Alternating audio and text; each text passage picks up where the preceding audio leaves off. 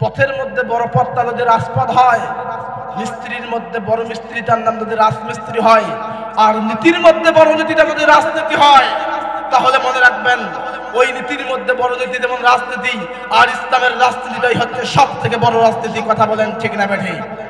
আমার প্রিয় বন্ধুগণ, বুঝতে হবে আপনাদেরকে মেমোরি দিয়ে। আমার কথাগুলো আপনারা বামপন্থে নেবেন না, সোজা ডানপন্থে বুঝুন আল্লাহ রাব্বুল আলামিন কি বলেছে। এই পৃথিবীর জমিনে দেখেন, এদেশের কিংবদন্তি তাফসীর কারক, তিনি এদেশের 50টি বছর কোরআনে কারীমের তাফসীর করলেন, কোরআনে কারীমের ব্যাখ্যা করলেন। যেনার হাতে হাত রেখে অসংখ্য অগণিত মানুষ মুসলমান হয়ে গেল, যার হাতে হাত রেখে অসংখ্য নাস্তিক আস্তিক হয়ে গেল, যার কথা শুনে হাজারো মানুষ কোরআন ওয়ালা হয়ে গেল। আমার প্রবন্ধগণ, এই লোকটিকে যখন নির্যাতনার নিপীড়ন করা হলো, মিথ্যা হামলা মামলা দিয়ে 13টি বছর কারাগারে কারারুদ্ধ অবস্থায় রাখা হলো। শেষ পর্যন্ত দেখেন এই আল্লাহর গোলামকে তারা ইনজেকশন পুশ করে হত্যা করলো। আমার প্রিয় বন্ধুগণ, এই লোকটার কথা যখন কোন মানুষের অন্তরে জোগান দেয়, দেখেন এই লোকটা জীবনে যতগুলো তাফসীর মাহফিল করেছেন, যা বলেছেন, প্রত্যেকটি কথা অক্ষরে অক্ষরে এই জাতির কপালে মিলে যাইতেছে। কথা বলেন ঠিক না বেঠিক? আল্লামা সাইয়্যিদি তুমি মরনি, শহীদ হয়েছ তুমি এটা জানি। আল্লামা সাইয়্যিদি তুমি মরনি, শহীদ হয়েছ তুমি এটা জানি, শহীদ হয়েছ তুমি এটা জানি। কারাগার কাটালি 13টি বছর, বাতিলকে পেছে দেখে তোমায় থর থর। কারাগার কাটালি 13টি বছর, বাতিলকে পেছে দেখে তোমায় থর থর। শহীদ হয়েছ তুমি এটাই জানি। আল্লামা সাইয়্যিদি তুমি মরনি, শহীদ হয়েছ তুমি এটাই জানি। দেহ মাঝে আছে যতদিন ছিল তবু প্রাণ, বলেছিল তুমি সেই প্রভুর কালাম। দেহ মাঝে যতদিন ছিল তবু প্রাণ, বলেছিল তুমি সেই প্রভুর কালাম। তাই তো তোমায় আমি প্রতিদিনে, তাই তো তোমায় ভাবি প্রতিদিনে। শহীদ হয়েছ তুমি এটা জানি। আল্লামা সাইয়্যিদি মরনি তুমি, শহীদ হয়েছ তুমি এটা জানি। দেখা তো হবে না আর এই জীবনে, দেখা হবে জান্নাত ফুল বাগানে।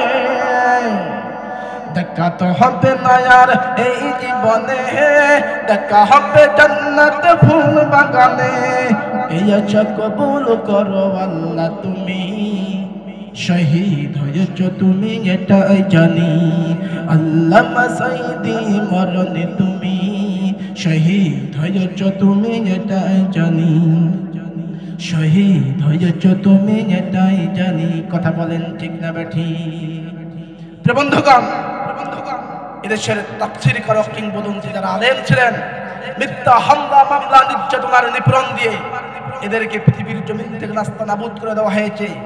এদেশের সংবিধান অনুযায়ী কারাগার রয়েছে, জেলখানা রয়েছে, কিন্তু দেশের স্বৈরাচার সাবেক প্রধানমন্ত্রী স্বৈরাচার এদের পার্সোনাল ভাবে তার কারাগার বানিয়েছে, আয়নাঘর বানিয়েছে। এদেশের মানুষকে দিন দিন শাসন নামের শোষণ চালু করে দিয়েছিল।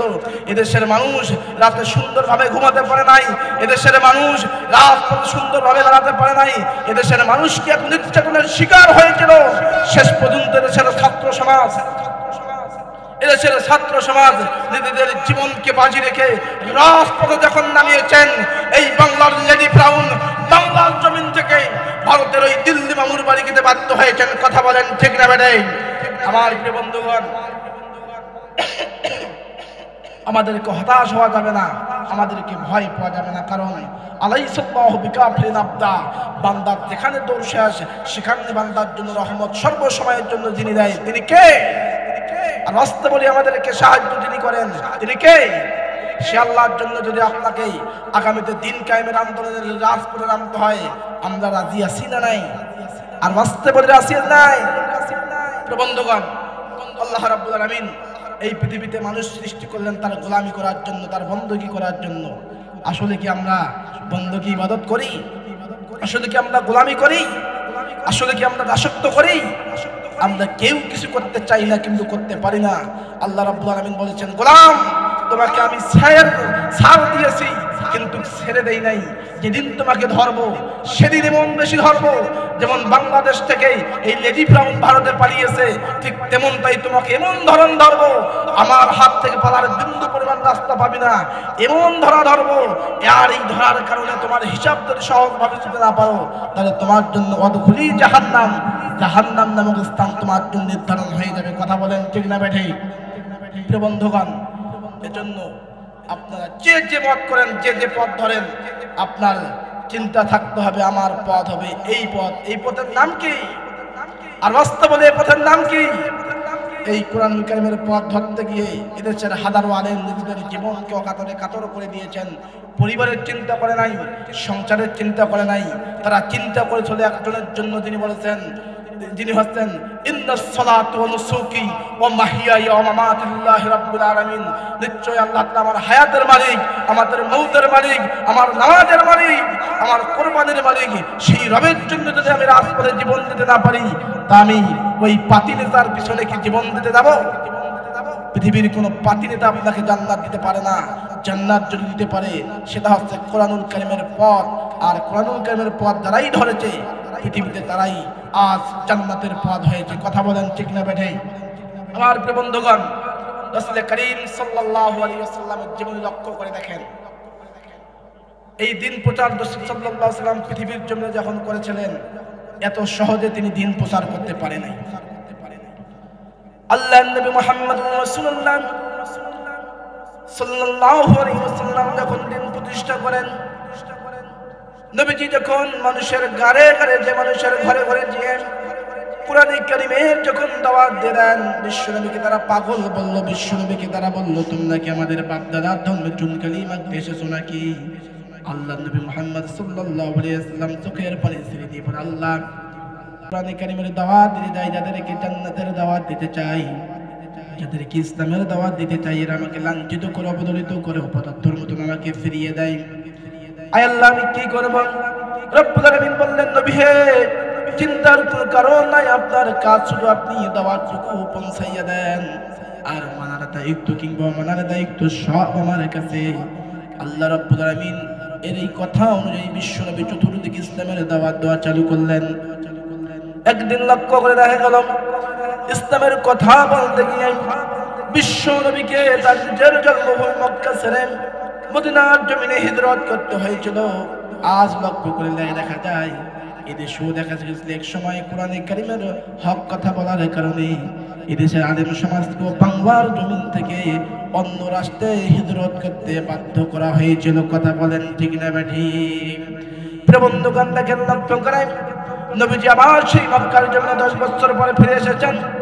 বিশ্বনবী কোরআনের রাজ কায়েম করেছেন, কিন্তু বিশ্বনবী কোরআনুল কারীমের রাজ কায়েম করতে গিয়ে নিজেই 3 বছর কারাগারে কারারুদ্ধ অবস্থায় জীবন যাপন করেছেন।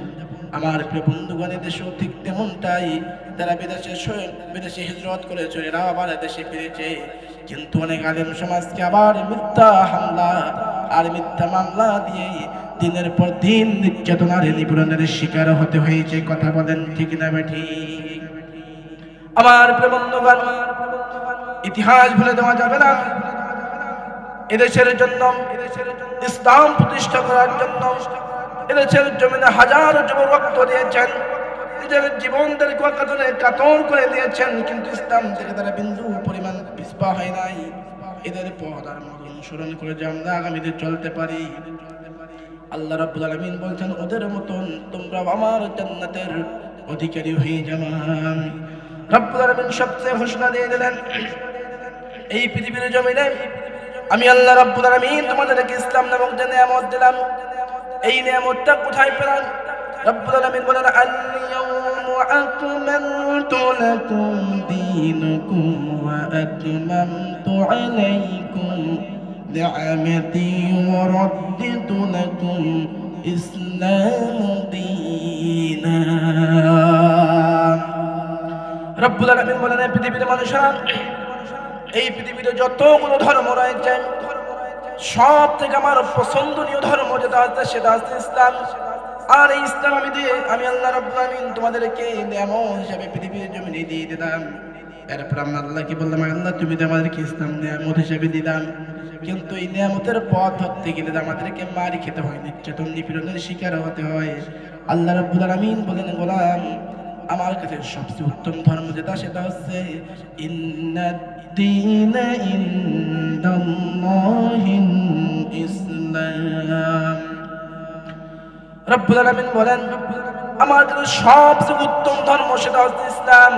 সুতরাং এই পৃথিবীর জমিনে আমি তোমাদেরকে ইসলাম ধর্ম দিলাম, তোমাদেরকে আমি ইসলামের নিয়ামত সম্পূর্ণ দিয়ে দিলাম। এই নিয়ামত সম্পদ পাওয়ার পর যদি তোমরা মারি খাও, হামলা মামলা নির্যাতনের নিপীড়নের শিকার হও, এর মধ্যে যদি তোমরা ধৈর্য ধারণ করতে পারো, আল্লাহ রাব্বুল আলামিন বলেন ইন্নাল্লাহা মা'আস সাবিরিন।